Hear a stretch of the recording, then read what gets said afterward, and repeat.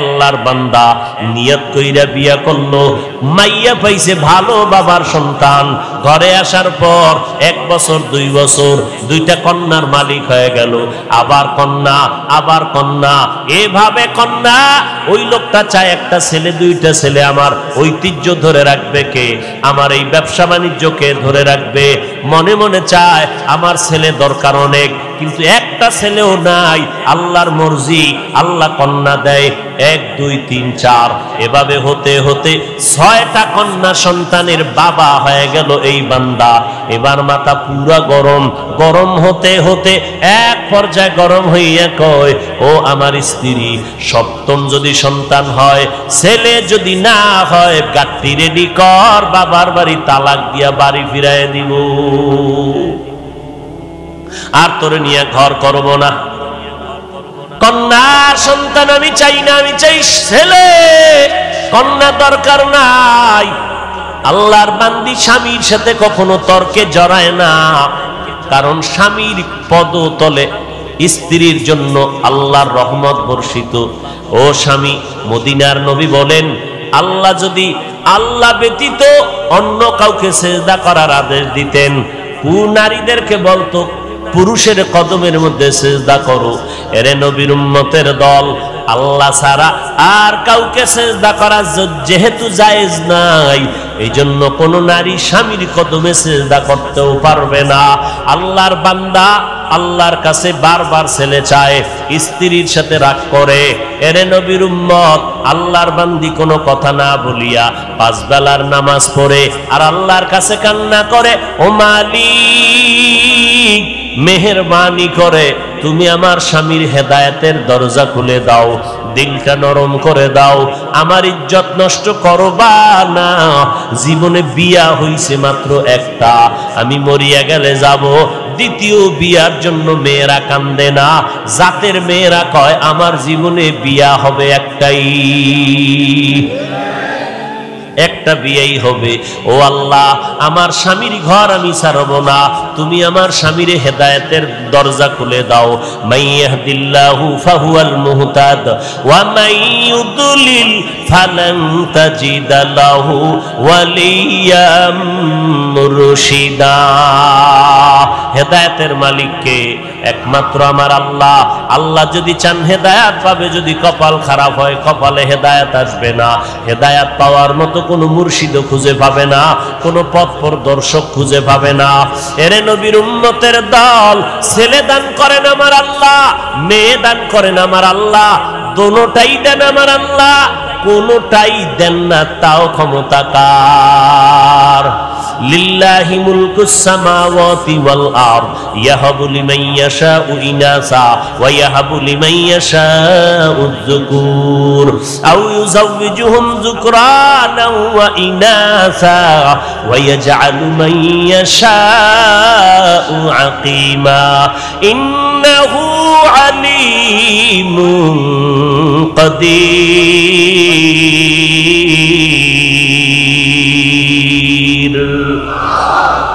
ছেলে দেওয়ার মালিক। কোন ফিসাব যদি দিতে পারত, কোন তাবিজ যদি ছেলে মেয়ে দিতে পারত, তাহলে এই দেশে নিঃসন্তান কোনো মা থাকতো নি। হ্যাঁ, তাহলে সন্তান দেওয়ার মালিক, ছেলে দেওয়ার মালিককে। তো বউরে ধমকাও কেন? যদি বউয়ের দোষটা ধরো, তাহলে দোষ তো পুরুষের, বউয়ের দোষ নাই। বউ হইল তোমার জিনিসটাকে আমানত রাখে, তার তো ব্যক্তিগত কিছু এখানে করণীয় নাই। দোষ হইলে তোমার হতে পারে, পুরুষের হতে পারে। আসলে এগুলো মূর্খতার পরিচয়। আল্লাহ হেদায়াত দান করুন। আল্লাহর বান্দার কয় কন্যা বলেন? 6টা কন্যা হয়ে গেল। রেড সিগন্যাল লাগায় দিল, 7ম সন্তান যদি ছেলে না হয় তালাকের আওয়াজ শুনায় দিলাম। আল্লাহর বান্দি স্বামীর সাথে তর্কে জড়ায় না, আল্লাহর দরবারে কান্না করে নামাজ পড়ে। আল্লাহর মর্জি, এবারও একটা সন্তান আসবে দুনিয়াতে, 7ম সন্তান। স্ত্রী ভয় পাইতেছে, এখন তো আল্ট্রাসোনোগ্রামের ব্যবস্থা নাই, কম্পিউটার নাই, ছেলে না মাইয়া কেমনে বুঝি? ও আল্লাহ, আমার স্বামী আমার উপরে সিগন্যাল লাগায় দিছে, ছেলে যদি আসে আলহামদুলিল্লাহ, না আসলে আমার উপরে কঠিন বিচার হবে, বিপদ আসবে। ও দয়ার মালিক, আমার কিছু বলার নাই, তুমি ইজ্জতের মালিক, মেহেরবানি করে তুমি আমার ইজ্জত হেফাজত করে নাও। আল্লাহ বলেন, যেই বান্দা আমাকে ভুলে না, আমি আল্লাহ তাকে ভুলতে পারি না। আমরাও আল্লাহরে ভুলে গেছি, আল্লাহ আমাদের উপর বিপদ চাপায় দিছে। এরপরও যে চেহারাটা ঠিক আছে, অন্যায় করার পরে একমাত্র মদিনাওয়ালা নবীর উম্মত হওয়ার কারণে। এরে নবীর আশিক উম্মতের দল, আল্লাহর বান্দী রাতের বেলা কান্নার আওয়াজ, প্রতিদিন কান্না করে, আল্লাহর দরবারে চোখের পানি কবুল হয়ে গেল। ওই সন্তানটা দুনিয়াতে আসার খুব নিকটে সময় যখন ঘনিয়ে গেল, ওই আল্লাহর বান্দা একদিন রাতের বেলা মরণের ঘুম দিছে, এমন হুঁশ নাই। আল্লাহর কুদরতের চাবি ঘুরায় দিলেন। আল্লাহর বান্দি যেহেতু কান্না করছে হেদায়েতের, আল্লাহ হেদায়েতের দরজায় বান্দাকে ডাকতেছে। রাতের বেলা ওই বান্দা ঘুমের ভেতরে স্বপ্নে দেখতেছে কিয়ামতের ময়দান হাজির, কিয়ামতের মাঠ কায়েম হয়ে গেছে। মাঠের মধ্যে মানুষ উলঙ্গ দৌড়ায়, মাথার উপরে সূর্যের গরম, সূর্যের গরমে জমিনটা তামা হয়ে গেছে, দাঁড়ানোর কোনো উপায় নাই। জাহান্নামীরা জাহান্নামের দিকে যাইতেছে। আল্লাহর বান্দা ঘুমের ঘরে স্বপ্ন দেখা ভয়ে কান্নায় বিভোর হয়ে গেল, কান্না করে বাঁচাও বাঁচাও বাঁচাও, কান্না করে করে করে করে এক পর্যায়ে তার যখন ফয়সালা হয়ে গেল, জাহান্নামে যাও, তুমি জান্নাতের কোনো আমল করতে পারো নাই, আমার হাতের মধ্যে জাহান্নামের হ্যান্ডকাপ লাগাইয়া জাহান্নামের ফেরেশতারা যখন জাহান্নামের দিকে রওয়ানা, আমার চোখে পানি আর কান্নার আওয়াজ, জাহান্নামের দিকে রওয়ানা। যখন আমাকে হ্যান্ডকাপ লাগাইয়া জাহান্নামের ফেরেশতারা জাহান্নামের প্রথম দরওয়াজায় দাঁড়ায় গেল, ভেতরে আগুনের মধ্যে ফেলবে। আমি জান্নাত জাহান্নামের প্রথম দরজা খোলার পরে দেখি আমার জীবনের প্রথম কন্যা জাহান্নামের দরজায় দাঁড়াইয়া হাত এভাবে দিয়ে কয়, ফেরেশতারা খবরদার, আমার বাবারে জাহান্নামে নিতে দিব না, কারণ আমার বাবা আমাদের লালন পালন করতে কষ্ট কম করে নাই, আমার বাবারে জাহান্নামে নিবি না, আমাকে জাহান্নামে দাও, বাবারে জাহান্নামে নিতে দিব না। আল্লাহর বান্দা বলে, মেয়েটার কান্নার কারণে ফেরেশতারা দ্বিতীয় জাহান্নামের দরজায় চলে গেল। জাহান্নামের দ্বিতীয় দরজায় যাওয়ার পর ওখানের দরজা যখন খোলা হলো, ওখানেও তাকাইয়া দেখি আগুন, আমাকে জাহান্নামের আগুনে ফেলবে। হঠাৎ করে নজর করে দেখলাম আমার দ্বিতীয় কন্যা সন্তানটা জাহান্নামের দ্বিতীয় দরজায় দাঁড়াইয়া হাউমাউ করে কান্না করে আর বলে, খবরদার, আমার বাবারে জাহান্নামে নিতে দিব না, আমাকে জাহান্নামে নিয়ে যাও। আল্লাহর বান্দা বলে, ওখানেও দিতে পারলো না।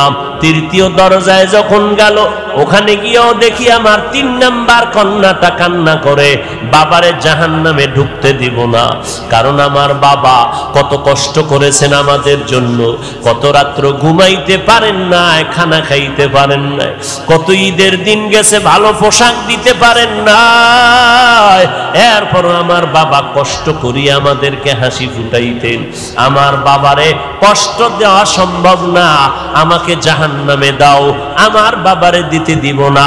আল্লাহর বান্দা বলে, এরপরে চতুর্থ দরজায় গেল, ওখানেও দেখি আমার চতুর্থ মেয়েটা দাঁড়ানো। ওখান থেকে ফিরাইয়া পঞ্চম দরওয়াজায় গেল, ওখানেও দেখি আমার পঞ্চম সন্তান দাঁড়ানো। ষষ্ঠ দরওয়াজায় যখন না হয়, ওখানে দেখি আমার ষষ্ঠ মেয়েটা দাঁড়ানো। মেয়েটা কান্না করে, আমার বাবারে জাহান্নামে নিতে দিব না। আমিও কাঁদতেছি, আমার কন্যা কাঁদতেছে। এই খবরগুলো হইতেছে আমার ঘুমের ভেতরে, কান্নার ভেতরে, চোখের কোঠায় পানি। এমন অবস্থায় আমার ঘুম ভেঙ্গে গেল। আমি দেখতেছি সজাগ হইয়া অন্ধকার ঘর, আমার গাল বেয়ে বেয়ে চোখের পানিগুলো পড়তেছে। এবার আমি ডানে বামে তালাশ করলাম আমার বিবি। আমার বিবিরে আমি বিছানায় দেখতেছি না, আমার কান্না বন্ধ নাই, আমার শরীরটা কাঁপতেছে। ভয় কি দেখেছি, দুনিয়ার গরম সহ্য করতে পারি না, জাহান্নামের আগুন কেমনে সহ্য করব? আর আমার কান্না বন্ধ হয় না। আমি কাঁপতে কাঁপতে আমার বিবিরে তালাশ করতেছি, আমার বিবিরে পাইলাম না। বিছানায় কই গেল দেখি না। নজর করে গভীর রাত, অন্ধকার ঘর, খুঁজে খুঁজে দেখলাম ঘরের একটা পার্শ্বে ভেতরে নির্বিল জায়গা, নির্জন। ওই জায়গার ভিতর আমি হাইটা গিয়ে দেখি গুনগুন কান্নার আওয়াজ আসতেছে। কে এখানে কাঁদে? কান লাগায় দেখি আমার বিবির কান্নার আওয়াজ। আমি কান লাগায় দেখি আমার বিবি চোখের পানি ছেড়ে মোনাজাত দিয়া কান্না করে, আল্লাহ তুমি আমার স্বামীরে হেদায়েত দাও, তুমি ইজ্জতের উপরে আমার যেন কোনো আক্রমণ না আসে। আল্লাহর বান্দা বলে, বিবির কান্না দেখার পর আমি সহ্য করতে পারি না। বিবির হাত ধরে বলি, আর কাঁদিও না রে বিবি, আর কান্না করিও না। আমি তোমাকে বহু কষ্ট দিয়েছি রে বিবি, মাফ করে দাও। আমি বুঝতে পারি নাই। আল্লাহর কাছে দোয়া করি আমার আর একটাও যেন কন্যা হয়, কারণ আমার 7টা কন্যা যদি হয় 7টা জাহান্নামের দরজা থেকে আমি বেঁচে যাব। ও বিবি, আমাকে মাফ করে দাও, আমি আর তোমারে কোনো খারাপ কথা বলবো না। এরে এলাকার মুসলমান পর্দার আড়ালের মা বোনেরা, ও বৃদ্ধ বাবাজি, আল্লাহর কাছে এমন সন্তানের জন্য দোয়া করা দরকার। আল্লাহ সন্তান যদি দাও, নেককার সন্তান দিও, এমন সন্তান যেন না পাই যেই সন্তানের কারণে মা বাবার ইজ্জত নষ্ট হবে, মা বাবা সমাজে মুখ দেখাইতে পারবে না। ও আল্লাহ, তুমি কন্যা দাও আলহামদুলিল্লাহ, তুমি ছেলে দিলো আলহামদুলিল্লাহ, তবে আদর্শওয়ালা নেক আমলওয়ালা ভালো সন্তান তুমি দিও। যেই সন্তান কন্ট্রোলে আসবে না ওই সন্তান আমরা চাই না।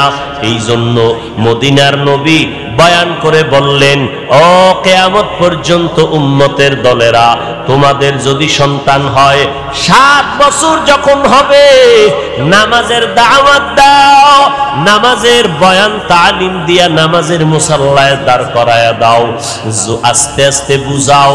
কারণ ছোট থেকে যদি লাইনে না নাও তাহলে বড় হলে আর পারবা না। 7 বছরে তালিম দাও, দাওয়াত দাও। যখন সন্তানের বয়স 10 বছরে চলে যাবে তখন তুমি শাসন করিয়া লাগলেও নামাজের মুসাল্লায় দাঁড় করাও। ও আল্লাহর বান্দারা, এই জন্য অনেক বাবারা রিকশা চালাইয়া খায়, সন্তানটারে 5, 6, 7 বছরে মাদ্রাসায় দিয়ে দিছে।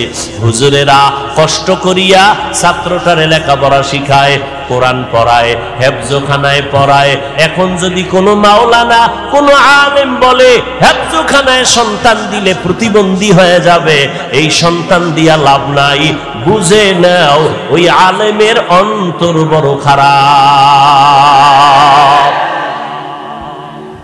এরে নবীর উম্মতির দল, হেফজখানার সন্তান, আমাদের মাদ্রাসা নুরানি মক্তবের সন্তানেরা ছোটবেলা থেকে আদব শিক্ষা আসছি, নুরানি মাদ্রাসায় পড়লাম, পাগড়ি বান্ধার অভ্যাস ছোটবেলার থেকে করছি বিদায় এখনো পাগড়ি বান্ধি।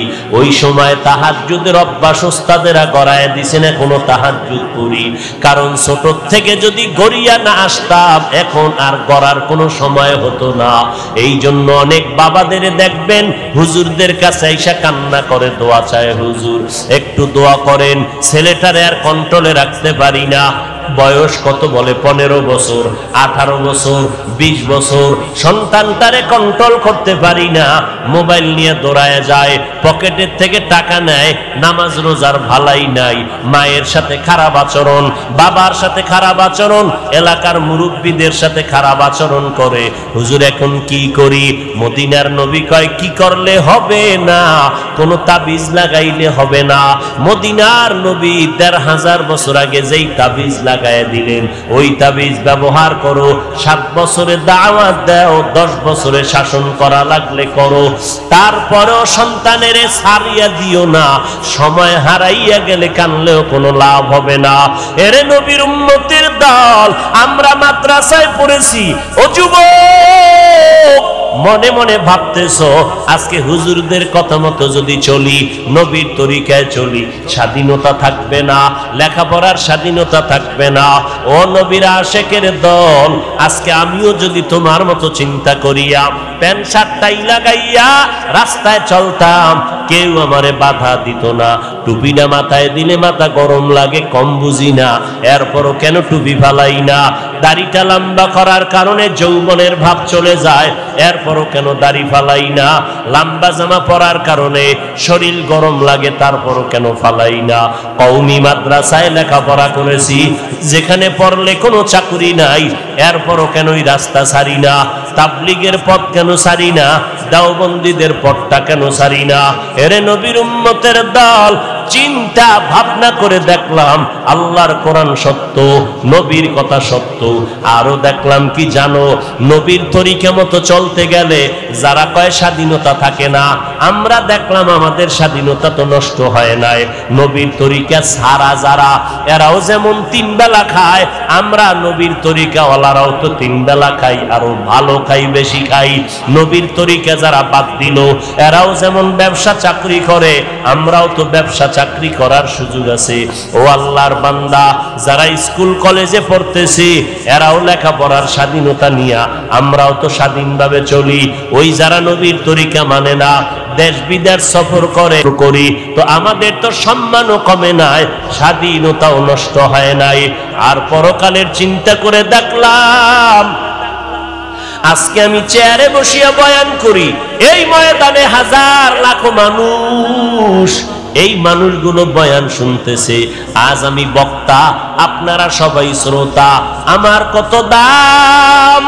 কিন্তু চিন্তা ভাবনা করে দেখলাম, যেদিন সাদা কাপুনের প্যাকেট রেডি হয়ে যাবে, আজরাইল ঈসা বাঁশিতে সিগন্যাল দিয়ে আমার প্রাণ নিয়ে যাবে, ওই সাদা কাপুনে যেদিন ঢুকবো, ওই দিন দেখা যাবে কেউ আমার পাশে নাই। আমার আত্মীয়, আমার রক্তের লোকেরা আমার গেঞ্জিটারে বেলেট দিয়ে কেটে রেখে দিবে। 3টা সাদা কাপনের প্যাকেট বানাইয়া ওই মাটির গর্ভে কবরে রাখিয়া সবাই চলে যাবে। ওখানে আমার এত ভক্তবৃন্দ কেউ যাবে না, ওই কবরে কেউ আমার সঙ্গে থাকবে না, ওই কবরে একটা বাতিও কেউ দিবে না, টেলিফোনের ব্যবস্থাও হবে না। ওই কবরে যাওয়ার পরে মদিনার নবী বলেন, তুমি পীর নাকি মুরিদ, তুমি ধনী না গরিব, আলেম না মূর্খ, ফেরেশতারা জানতে চাইবে না। ফেরেশতাদের প্রশ্ন হবে 3টা, রবের পরিচয় দাও, ধর্মের পরিচয় দাও, রাহমাতুল লিল আলামিনের পরিচয় দাও। নবী বলেন, যারা জবাব দিতে পারবে তাদের কবর হবে রওজাতুম মির রিয়াজিল জান্নাহ, যারা দিতে পারবে না তাদের কবর হবে হুফরাতুম মিন হুফারিন নার। ওই অন্ধকার কবরে দুনিয়ার থেকে যারা রবের গোলাম হয়ে যাবে, তারা জবাব দিয়ে দিবে রব্বি আল্লাহ। যারা ইসলাম মেনে চলবে কবরে গিয়া জবাব দিবে দীনিয়াল ইসলাম। যারা নবীর সুন্নতের আমল করে যাবে, নবীকে দেখা মাত্র চিনে ফেলবে, সাথে সাথে আমার আল্লাহ গাইবী আওয়াজ দিয়ে বলবেন, ফেরেশতা 3.5 হাত কবর বড় একটা বালাখানা বানাও, জান্নাতের সাথে রাস্তা খুলে দাও, আমার বান্দা এখন জান্নাতের বিছানার মধ্যে আরামে ঘুমাবে। নবী বলেন, যারা রবের পরিচয়ের জবাব দিতে পারবে না, ধর্মের ব্যাপারে জবাব দিতে পারবে না, নবীর সুন্নতের আমল করে না, তো জবাব দিতে পারবে না। নবী বলেন, আল্লাহ ফেরেশতা যখন প্রশ্ন করবে তখন গুনাহগার বেনামাজিরা বলবে, হা হা লা আদরি, আমি কিছুই জানি না, কিছুই জানি না।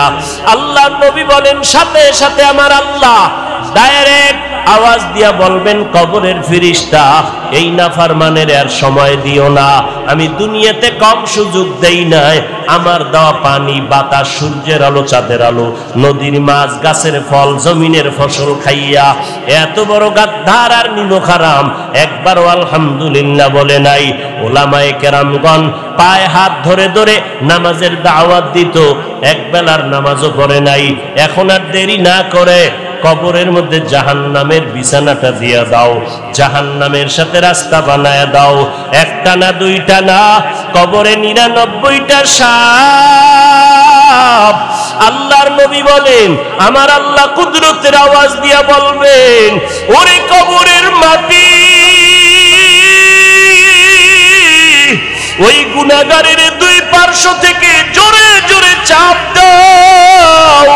কবরের মাটি এত জোরে চাপ দিবে, চাপের কারণে পাজরের হাড়গুলো চুরমার হয়ে যাবে রে বাবা।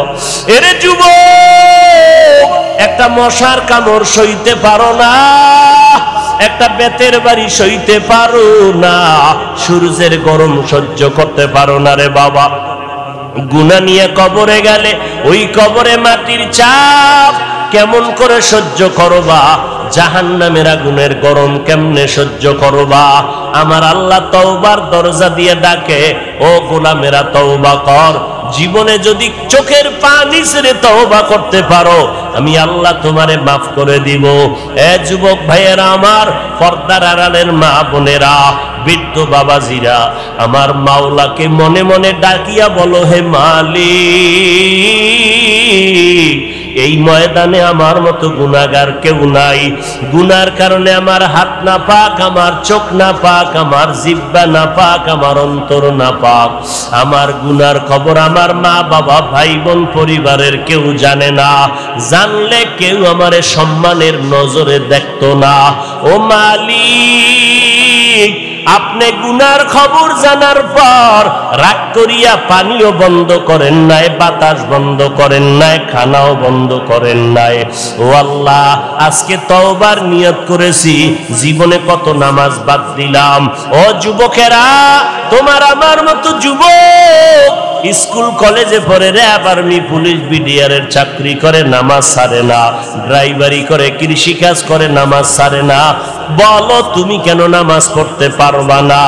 আল্লাহর কাছে তৌফিক চাও। ও আল্লাহ, আজকে থেকে তওবার নিয়ত করলাম, নামাজ বাদ দিব না, মা বাবার দোয়া নিয়ে চলবো, কষ্ট দিব না, ওলামায়ে কেরামের বিরোধিতা করে গুনাহগার হব না, আহলে হক ওলামাদের পরামর্শ নিয়ে চলবো, দেশ ও জাতির বিরুদ্ধে কোনো ষড়যন্ত্রে লিপ্ত হব না। ও দয়ার মাওলা, তুমি আমার তওবা কবুল করে নাও, তওবার উপরে চলার তৌফিক দান করো। তুমি যদি তৌফিক না দাও, আমি সঠিকভাবে টিকে থাকতে পারবো না, শয়তানের ধোঁকায় আমি পিছলে পড়ে যাব। ও আল্লাহ, খাঁটি অন্তরে তওবা করতেছি, আর নামাজ ছাড়বো না, দাড়ি কাটবো না, বেপরদায় চলবো না। ও যুবকেরা, আমার মাওলার কাছে তওবার নিয়ত করে ফেলো, দুনিয়াতে চিরদিন থাকা যাবে না। ওই অন্ধকার কবরে আমার নবীর কথা যদি সত্য মনে করো, গুনাহমুক্ত হইয়া কবরে যাও, আর আল্লাহর কাছে তওবার নিয়ত করে ফেলো। রিজিকের মালিক আল্লাহ, ইজ্জতের মালিক আল্লাহ, হায়াতের মালিক আমার আল্লাহ। আর কোনদিন গায়রুল্লাহর গোলামি করব না, আল্লাহর গোলামি, নবীর তরিকায় চলবো। তওবা করার যদি নিয়ত হয়, খাঁটি নিয়তে দুটো হাত আমার আল্লাহকে দেখাইয়া দাও। আয় আল্লাহ আমাদের হাতগুলো কবুল করে নেন, তওবা কবুল করে নেন, তওবার উপরে মজবুত হইয়া চলার মতো তৌফিক দান করেন, আমিন। আলহামদুলিল্লাহি রাব্বিল আলামিন।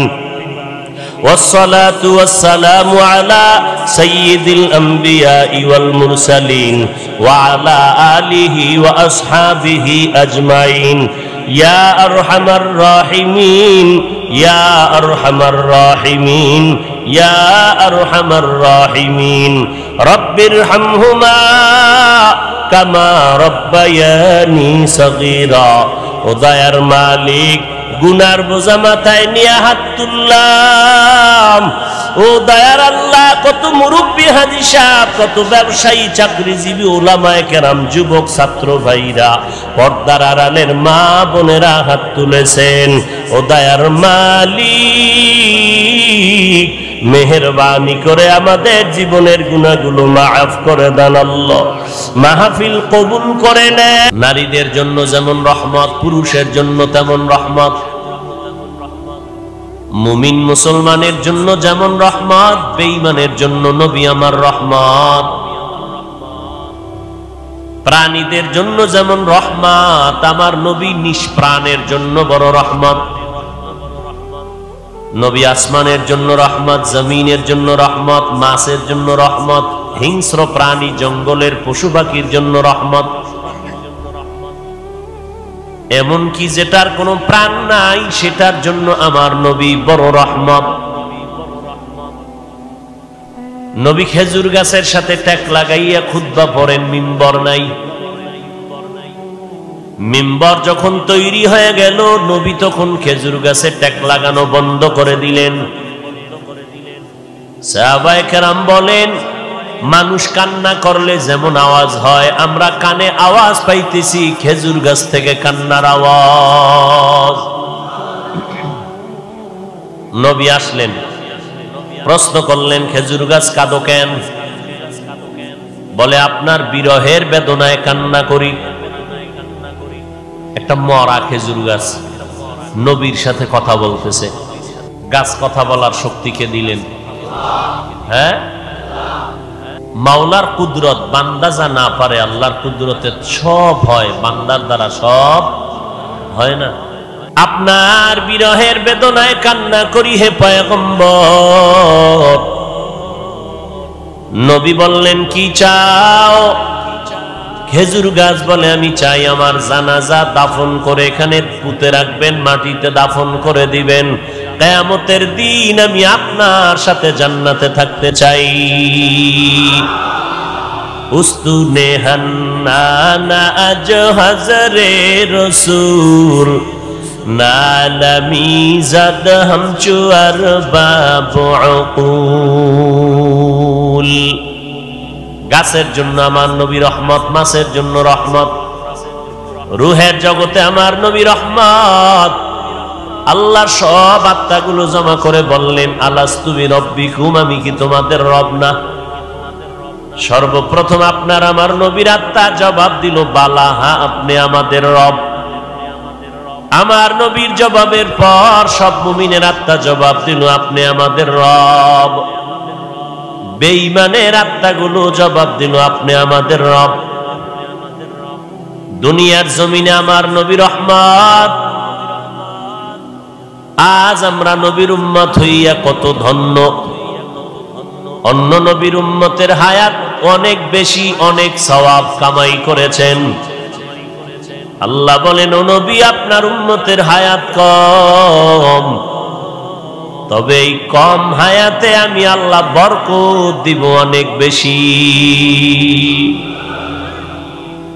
আপনার উম্মতেরা 5 বেলার নামাজ পড়বে, আপনার কারণে আমি 50 ওয়াক্ত নামাজের সওয়াব দান করব। আরো আস্তে করে বলেন, আপনার উম্মতেরা জমিনের যে কোনো জায়গায় সিজদা করবে, আমি কবুল করে নিব। আপনার উম্মতেরা যে কোনো দ্বীনি মজলিসে বসবে, আমি আল্লাহ সাথে সাথে সবার গুনাহগুলো মাফ করে দিব। আতিনা ফি দারে দুনিয়া না হাসান آتنا في دار عقبانا حسن يا غياث المستغيثين اهدنا الافتخار بالعلوم والغنى আমার নবীর জন্য পিপিলিকা কাঁদতেছে ও দয়ার মালিক একটু বাইতুল্লাহ দেখায় দাও মদিনার রওজাদারে দেখায় দাও আল্লাহ বলে মক্কার কবুতর জলদি করে যাও অমুক এলাকার গর্তের থেকে পিপিলিকা আমার ঘর দেখবে বাইতুল্লাহ যাও পায়ের সাথে বাজাইয়া বাইতুল্লাহ দেখায় ঘুরাইয়া মদিনার উপর দিয়া তারে আবার জায়গায় পৌঁছাইয়া দাও গর্তের সাপ আমার নবীর মোলাকাতের জন্য দীর্ঘদিন অপেক্ষমান জঙ্গলের প্রাণী আমার নবীর জন্য পাগল সাহাবায়ে কেরাম বলেন আমরা রাস্তা দিয়ে হাঁটতেছি আমাদের নবীর পেছনে বারবার ডানে বামের থেকে বারবার সালামের আওয়াজ পাইতেছি কিন্তু মানুষ দেখি না রহমতের নবী বারবার কেন সালামের আওয়াজ পাইতেছি নবী বলেন জানো না রে সাহাবা আমি মুহাম্মদের আগমনের খবর পাইয়া জঙ্গলের প্রাণীরা সব আমি মুহাম্মদের সালাম জানাইতেছি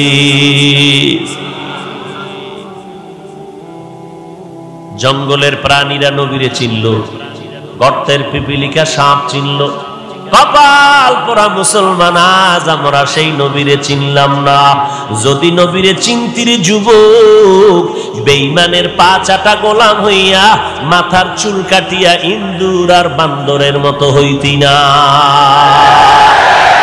তুকু যাও সুন্নতে আহমদ কুজা বা মুহাম্মদ কাইবুয়াত নিসবতুরা মান আহাব্বা সুন্নতি কওলে রাসূল মজদায়ে কানা মাই হাম কুন কবুল ওয়া মা আরসালনাকা ইল্লা রাহমাতাল লিল আলামিন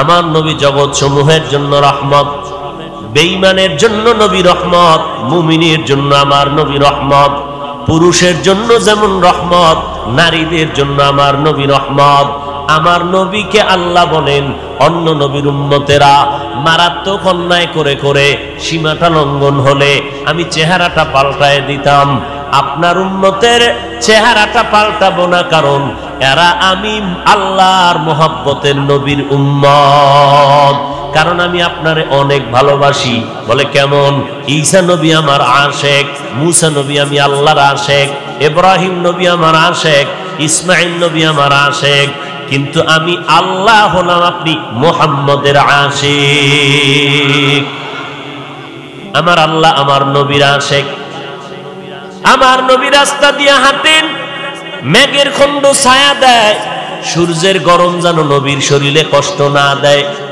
আমার নবীর ঘাম থেকে আম্মা জান আয়েশা বলেন মিশকের ঘ্রাণ পাওয়া যায় আমরা নবীর ঘামগুলো বোতলের মধ্যে ভরে ভরে রেখে দিতাম বড় বড় অনুষ্ঠানে আমরা নবীর সে ঘাম আতর হিসেবে ব্যবহার করতাম মায়ার নবী যেখানে কদম দিতেন ওই জায়গা থেকে দীর্ঘদিন মিশকের ঘ্রাণ পাওয়া যাইত মায়ার নবী আমার চেহারার মধ্যে এত বরকত আল্লাহ দান করেছেন মায়ার নবীর চেহারা মোবারকের দিকে একটা নজর দিলে পেটের ক্ষুধা নিবারণ হয়ে যায় নবী বলেন আমি এমন একটা সময় মক্কা নগরীর মধ্যে আবির্ভূত হলাম যেই সময় মক্কার মানুষের চরিত্র নাই পৃথিবীর নিকৃষ্ট খারাপ এদের জবান বড় খারাপ এদের আখলাক আদর্শ বড় খারাপ বাইতুল্লাহর মধ্যে 360টা মূর্তি লাগানো নারী পুরুষ উলঙ্গ হইয়া চতুর্পার্শ্বে তাওয়াফ করে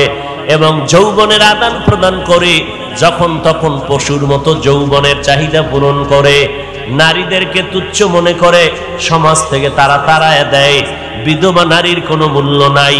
কন্যা সন্তান যদি জন্ম নেয় সাথে সাথে বাবা লজ্জায় মাথা গুটাইয়া নেয়, সমাজে মাথা উঁচু করে না। আবার কোনো বাবা লজ্জায় পড়িয়া বাধ্য হইয়া কন্যা সন্তানগুলো জ্যান্ত মাটির মধ্যে দাফন করে দিত। আমি নবী রহমতের বাতাস নিয়ে যখন মক্কা নগরীতে আগমন করলাম, আসা মাত্র পরিবর্তন মক্কার জমিনে শুরু হয়ে গেল। মা আমেনা বলেন, মোহাম্মদ যেদিন আমার গর্ভ থেকে জমিনের মধ্যে পদার্পণ করলো, আমি একটা বড় নূরের আলো দেখতে পেলাম। ওই আলোটায় শুধু আমার ঘর আলোকিত হয় নাই, বসরা এলাকা, বিশাল বড় রাজার রাজপ্রাসাদের এলাকা, বহুদূর ওই আলো দিয়ে দেখলাম বসরা পর্যন্ত রাজপ্রাসাদগুলো সে আলোতে দেখা যায়। আর আমার নবী বলেন, আমি যেদিন দুনিয়াতে আসছি আমি এসে সেজদার হালাতে মাওলা পাকের শুকর আদায় করছি। আমি আল্লাহর শুকর আদায় করে সেজদারত অবস্থায় যখন আসলাম, বাইতুল্লাহর ৩৬০টা মূর্তিও সেজদায় পড়ে গেল। আমি নবী যখন দুনিয়াতে আসছি রহমতের বাতাস নিয়ে, ওই পারস্যের মধ্যে প্রজ্বলিত 1000 বছরের আগুনটা ঠাস করে নিভে গেল। আমি মুহাম্মদ মায়ের গর্ভ থেকে এমন এক সময় জমিনের মধ্যে পদার্পণ করেছি, আমি নবী জমিনের মধ্যে আসা মাত্র ওই আগুন পর্যন্ত নিভে গেল। এরে নবীর উম্মতের দল, আমি নবী আসা মাত্র আমার আম্মা জান আমেনা বলতেছেন, আরে মহিলারা বাচ্চা গর্ভে নিলে কত কান্না, কত ব্যথা, কত কষ্ট। আম্মা জান বলে, আমি কোনো কষ্ট পাই নাই। আল্লাহর নবী বলেন, আমি খতনাকৃত অবস্থায় জমিনের মধ্যে পদার্পণ করেছি। ও নবীর উম্মতের দল, আমার নবী রহমত হইয়া আসলেন। মক্কার মানুষগুলো যেমন একে অপরের সুন্দর দেখতে পারে না, চরিত্রের কোনো ভালাই নাই, আমি মুহাম্মদ আমার আদর্শ দিয়া 13 বছরে মক্কা নগরীর মানুষগুলো স্বর্ণের মানুষ বানায় দিলাম। এমন স্বর্ণের মানুষ আল্লাহ তাআলা ওহী নাজিল করে বললেন, ও পয়গম্বর, অমুক অমুক অমুক সাহাবার আল্লাহ দুনিয়াতে থাকা অবস্থায় জান্নাতের সার্টিফিকেট দিয়ে দিলাম। আপনারা পাইছেননি জান্নাতের সার্টিফিকেট? বুঝা শুনে বলেন তো, ঘুমের ঘরেও পান নাই? কথা বলেন না কেন ভাই? পান নাই? আর টুকটাক যে আমল টামল করেন, ফাঁকে ফোঁকে নামাজ পড়েন, টুপি পরেন, বিড়ি টানেন, এই যে নামাজ টামাজ যাই করেন, কবুল টবুল হইছে এরকম কোন সংবাদ ঘুমের ভিতরে আসছে? কোনো গ্যারান্টি পান নাই। আমল কবুল হওয়ার গ্যারান্টি নাই। এতেই যদি এত মাস্তানি ভাব নিয়ে চলেন, কবুলের খবর পাইলে কি করতেন?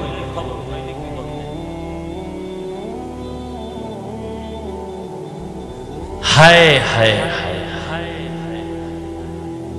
আল্লাহ হেদায়াত দান করেন। মায়ার নবী রহমাতুল লিল আলামিন হয়ে জমিনে আসলেন। আল্লাহ তাআলা বলেন, আমি হলাম জগৎ সমূহের জন্য রব। আলহামদুলিল্লাহি রাব্বিল আলামিন, আমি হলাম জগৎ সমূহের জন্য রব।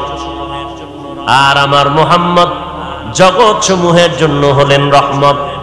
আমি হলাম রব্বুল আলামিন, আমার বন্ধুটাকে বানায় দিলাম রহমাতুল লিল আলামিন। মায়ার নবী বলেন, আরবের মানুষগুলো কন্যাদেরকে তুচ্ছ মনে করে তাড়ায় দেয়। আল্লাহ তাআলা আমার দ্বারা নারীদের ইজ্জত প্রতিষ্ঠিত করে দিলেন স্থায়ীভাবে।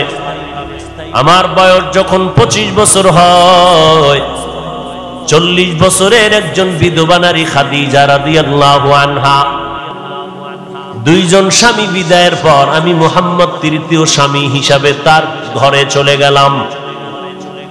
আরবের মানুষগুলো সমালোচনায় ভরপুর হয়ে গেল, মুহাম্মদ নবী দাবি করে আবার বিধবারে বিয়ে করলো কেন? মদিনার নবী বলেন, জগতের নারীরা শুনে নাও, জমিনের মধ্যে কোন ধর্ম, ইহুদি ধর্ম, খ্রিস্টান ধর্ম, দুনিয়ার কোন ধর্মের ভিতরে নারীদের সম্মান কেউ বাড়ায় নাই। আল্লাহ তাআলা ইসলামের ব্যানার দিয়া আমি মুহাম্মদের দ্বারা নারীদের ইজ্জত বাড়ায় দিয়েছেন। এই কথা যারা বুঝে না তারা স্লোগান দেয় ইসলাম নারীর অধিকার দেয় নাই। এই রকম স্লোগান দিয়া নারীদেরকে সমান অধিকারের নামে স্লোগান দিয়া রাস্তায় নামাইতে চায়, নারীর ইজ্জত নষ্ট করার স্লোগান দিয়া এরা বল ইসলাম নারীরে আটকাইয়া দিছে চার দেওয়ালের ভেতরে, নারীর সম্মান ইসলাম দিতে পারে নাই। এরে নবীর উম্মতের দল, আল্লাহর নবী বলেন ইসলাম ছাড়া দুনিয়ার কোন তন্ত্র মন্ত্রে নারীর সম্মান মর্যাদা বাড়াতে পারে নাই। যারা বিশ্বাস করে না তারা নারীর দুশ্মন, তারা মানবতার দুশ্মন, তারা ইসলামের দুশ্মন। কন্যা সন্তানদের তারা অবহেলা করে, কন্যা সমাজের বোঝা। মদিনার নবী বলেন, ও দুনিয়ার মানুষ, একটা কন্যার যদি বাবা হও তুমি অন্তরে খুশি হও, তুমি একটা জান্নাতের মালিক হয়ে গেছো। দুইটা কন্যার যদি বাবা হতে পারো তুমি দুইটা কন্যা পাইয়া দুই জান্নাতের মালিক। তিনটা কন্যা যদি পাও তুমি তিনটা জান্নাতের মালিক। চার কন্যা পেলে তুমি চারটা জান্নাতের মালিক।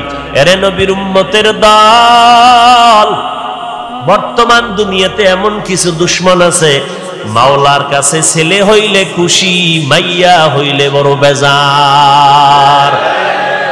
আসেনি? মাইয়া হইলে বেজার যদি হও তো তুই মাইয়া বিয়া করলি কে? ও নিমক হারাম, রসুলের দুশ্মন। কন্যা সন্তান হলে কষ্ট পায়, ছেলে হলে খুশি। কেন? যৌতুকের নামে পচা পায়খানা খাওয়া যাবে মজা করে, কি ঠিক না? কুকুরকে বিরিয়ানি পোলাও যদি দাও কলিজা ঠান্ডা হবে না যতক্ষণ না পাক না দিবা। এই সমাজের মানুষের যতই বয়ান দেই না কেন, এরপরেও তাদের হারাম খাইতেই হবে, না খাইলে কলিজা ঠান্ডা হবে না। ছেলেটা হইলে খুশি, এই ছেলেরে যৌতুক নিয়ে বিয়া করাবো। যেই মাইয়া আমার ছেলেরে দিবি আগে কন্টাক্ট করে বিদেশ নিবি নি, ভিসাটা দিতে পারবি নি, তাহলে আমার মাই তোমার মেয়েটা নিব। তোমার ছেলে ভিসা দিল, ভিসা পাইয়া বউ ফালাইয়া এবার আবার বিদেশ চলে গেল। বলো তোমার বউরে কার কাছে পাহারা দিলে? আমার ছোট ভাই আছে না, আমার ছোট ভাই পাহারা দিবে। ঘরের মধ্যে সমাজের ভেতরে জেনার আড্ডাখানা বানায় দিলে রে ভাই, নারীর উপরে জুলুম করলা যৌতুক নিয়া। 250 গ্রাম বাথরুমে 2 কাপ পায়খানা খাইলে এই পরিমাণ আল্লাহ বেজার হবে না? যৌতুকের নামে পচা পায়খানা খাইলে যেই পরিমাণ আমার আল্লাহ বেজার। কারণ পায়খানা খাইয়া হালাল সাবান দিয়া কুলি করবি, মুখের গন্ধ চলে যাবে। কিন্তু যৌতুক খাইয়া শ্বশুরের কাদাইলি, শাশুড়ির চোখের পানি ফালাইলি, বউটার উপরে জুলুম করলি। খোদার কসম একবার, আল্লাহর কসম 2 বার, আল্লাহর কসম 3 বার, যৌতুক নিয়ে যারা বিয়া করবি তোদের মরণ পর্যন্ত সংসারে কোনোদিন শান্তি হবে না। শান্তি দেওয়ার মালিক তোমার আব্বা কে? আল্লাহ শান্তি দিবে আল্লাহর সাথে গাদ্দারি করলে। हकीकत से तो दुनिया बेखबर है, दुनिया की नुमाइश पर नजर है। नमी गुयाम के आज दुनिया जुदा बाश, बहर कारे के बाशी बा खुदा बाश। আল্লাহ 2টা হাত দিছে, এটা রশি দিয়া বাঁধা রাখার লাগি। 2 হাত দিয়া কামাই করবি, বিয়ার আগে বলবি আমি নিজের পায়ে দাঁড়ায় গেছি, শ্বশুরের গোষ্ঠী আয় বিয়া যে করব সেও আমারটা খাবি, তোর মায়েরে খাওয়াবো, শ্বশুর বাড়ির বাবারে খাওয়াবো, 14 গোষ্ঠীরই খাওয়াইয়া রাখবো। কোনদিন খোটা যেন দিতে না পারো, তোর বাড়ির থেকে খেয়েছি, তোর বাড়ির খাট লাগবে না, আলমিরা লাগবে না, আমি টাকা দিয়া খাট আলমারি চেয়ার সোফা কিনে ফেলবো। তোর বিয়ে করার সময় তোর বাবায় যদি স্বর্ণের অলংকারও দিতে না পারে, লাগবে না, আমি নিজে তোর চেইনের ব্যবস্থা করে দিব, স্বর্ণের ব্যবস্থা করে দিব। আমি যদি তোরে লালন পালনের জিম্মেদারি নিতে নাই পারি তো বিয়ে করার কোনো সার্থকতা নাই। অতএব আমি একজন পুরুষ, পুরুষ না, আমি মদিনাওয়ালা নবীর একজন উম্মত। অতএব আমি হারাম কখনো খাবো না, প্রয়োজনে মরিয়া যাব, না হয় আল্লাহকে রাজি করে চলবো।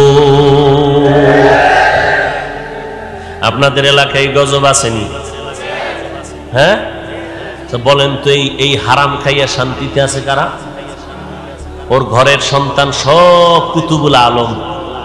হ্যাঁ, নাই নাই নাই নাই। আল্লাহ হেদায়াত দান করুন। আরো জোরে বলেন, ওয়ামা আরসালনাকা ইল্লা রাহমাতাল লিল আলামিন। কেমন মায়ার নবী, নারীর জন্য রহমত। আম্মাজান খাদিজাকে বিয়া করিয়া রহমত বর্ষণ করে দিলেন। ও দুনিয়ার মানুষ, বিধবা নারীর এত সম্মান। আমি মুহাম্মদ এই খাদিজার গর্ভ থেকে সন্তান পেয়েছি। আমি মুহাম্মদও কোনো ছেলে নাই, আমিও 4 কন্যার বাবা। কন্যা হইলে খুশি না বেজার? বাবা খুশি হইও। মনে মনে চাইছিল আল্লাহ একটা ছেলে দিও। মাইজবান্ডারে গেলাম, ওই শাহজালালের মাজারে গেলাম, কত মান্নত করলাম ছেলের জন্য, কত তাবিজ লাগাইলাম, কত পানি পরা লাগাইলাম, এরপরও ছেলে দিলেন। আরে আল্লাহ, সব আমার কন্যা দিলা কেন? আমার বুঝি বিপদ ঘনায় আসতেছে। আল্লাহর কসম করে বলি রে বাবা, ছেলে হইয়া তোমার হয়তো বা ক্ষতির কারণ হয়ে যেত। কারণ কয়েকদিন আগে তুমি দেখো নাই, মিডিয়ার মধ্যে দেখছো, বাড্ডা থানা, ঢাকার জমিনে বাড্ডা থানায় 2টা বড় বড় সন্তান রেখে বাবায় কোটি সম্পদ রেখে মরে গেল। ওই সন্তানেরা বাবার লাশটা ফালাইয়া বাবার সম্পদ ভাগ বটোয়ারা নিয়ে ঝগড়ায় লিপ্ত হয়ে গেল। সারা দিন রাত চলে গেল, বাবার লাশটা দাফন করার সময় পায় নাই। ও মোমেন শাহী এলাকার মানুষেরা, শেরপুরের মানুষ, তারাকান্দার মানুষ, ভালো করে শুনিয়া নাও। এমন কুলাঙ্গার সন্তান জন্ম দিয়া কোনো লাভ নাই। এমন কুলাঙ্গারের বাবা দাবি করে কোনো লাভ হবে না।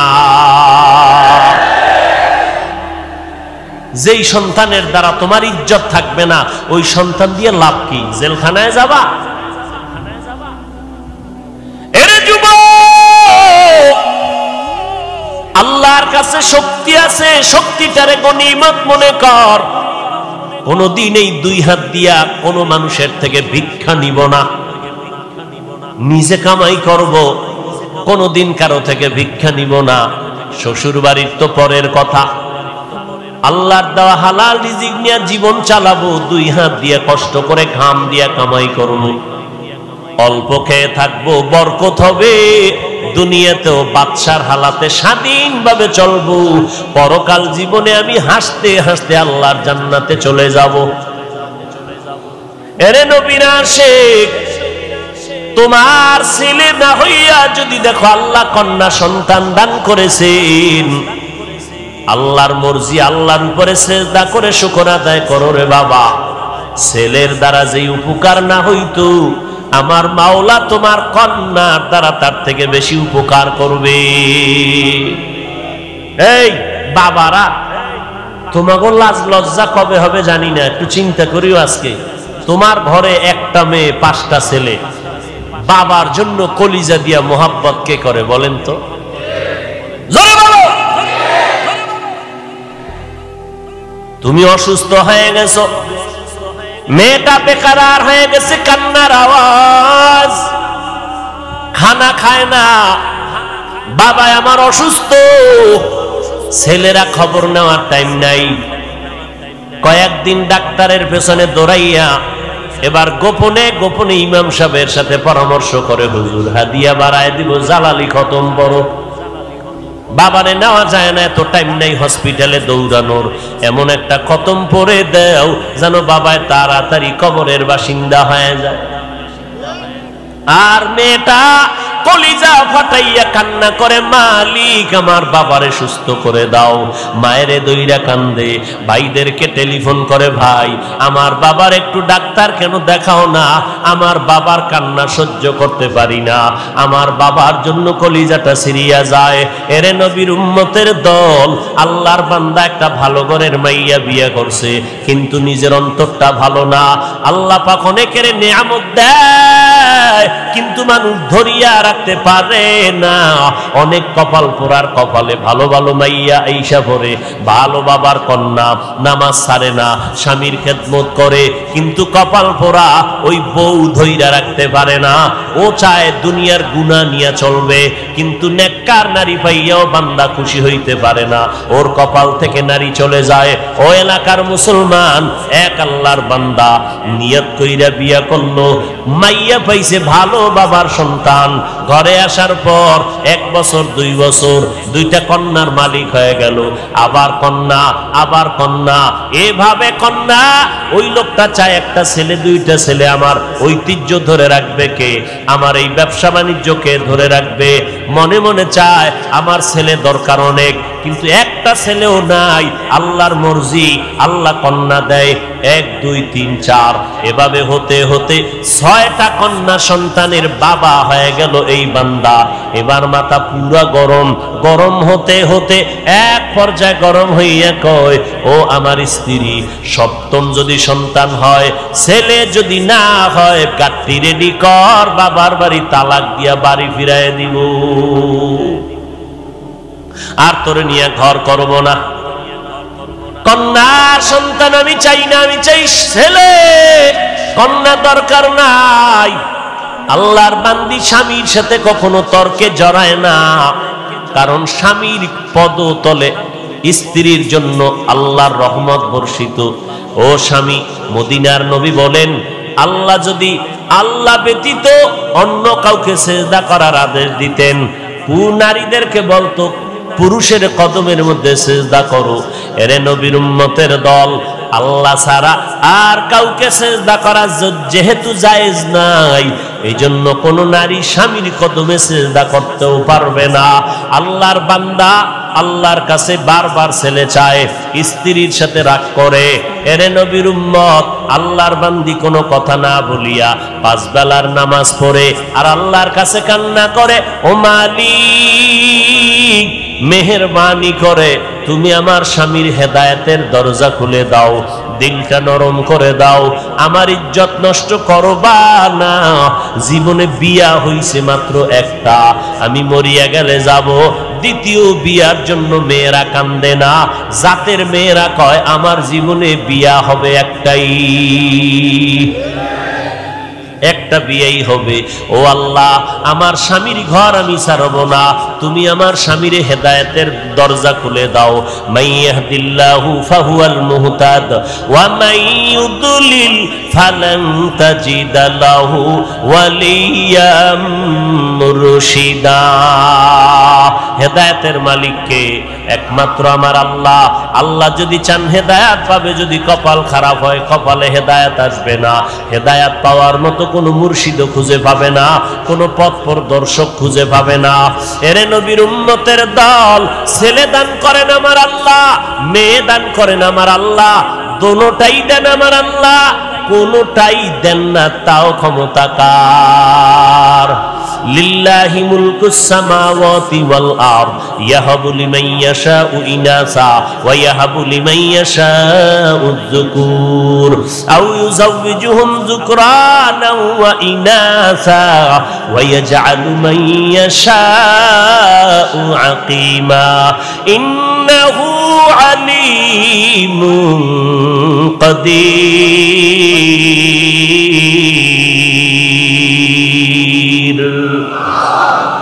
ছেলে